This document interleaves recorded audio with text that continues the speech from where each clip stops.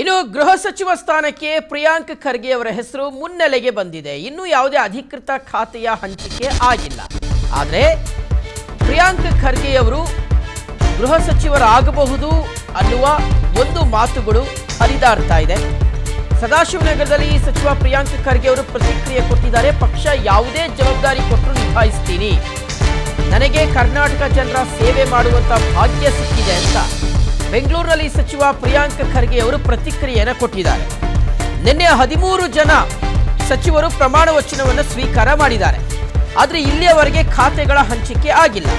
ಈತನ್ಮಧ್ಯೆ ಒಂದಷ್ಟು ಜನ ಸಚಿವರು ತಮಗೆ ಇಂತಿಂಥ ಖಾತೆನೇ ಬೇಕು ಅನ್ನುವ ಒಂದು ಬೇಡಿಕೆಯನ್ನು ಇಟ್ಟಿದ್ದಾರೆ ಅನ್ನುವ ಮಾಹಿತಿ ಬರ್ತಾ ಇದೆ.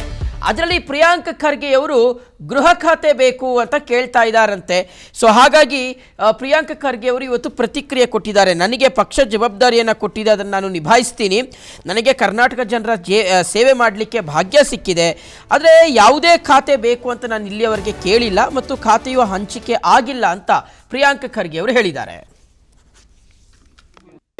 ಅದು ಮಾಧ್ಯಮದಲ್ಲಿ ಅಧಿಕೃತವಾಗಿ ಯಾವುದೇ ಪೋರ್ಟ್ಫೋಲಿಯೋವನ್ನ ಹಂಚಿಕೆ ಆಗಿಲ್ಲ. ಏನಿದ್ರು ಕೂಡ ಇವತ್ತು ಸಾಯಂಕಾಲ ಒಳಗಡೆ ಮಾಡ್ತೀನಿ ಅಂತ ಮಾನ್ಯ ಮುಖ್ಯಮಂತ್ರಿಗಳು ಹೇಳಿದ್ದಾರೆ. ನೋಡೋಣ. ಜವಾಬ್ದಾರಿ ಯಾವುದೇ ಕೊಟ್ಟರು ಕೂಡ ಎಲ್ಲರೂ ನಿಭಾಯಿಸಬೇಕು. ಪಕ್ಷದಿರ್ಬೋದು, ಸರ್ಕಾರದಿರ್ಬೋದು. ಕರ್ನಾಟಕ ಜನರ ಸೇವೆ ಮಾಡಲಿಕ್ಕೆ ಯಾವ ಸ್ಥಾನಮಾನನೂ ಚಿಕ್ಕದು ಅಲ್ಲ, ದೊಡ್ಡದು ಅಲ್ಲ.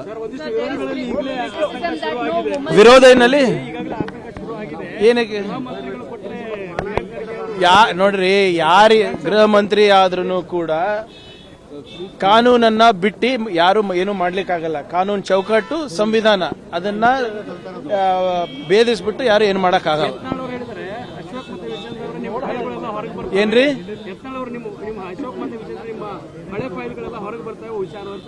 ಫೈಲ್ಗಳು ಇದೇನಾ ಇಲ್ಲ ನನ್ಗೆ ಗೊತ್ತಿಲ್ಲಪ್ಪ. ಯತ್ನಾಳ್ ಅವ್ರಿಗೆ ಕೇಳಿ.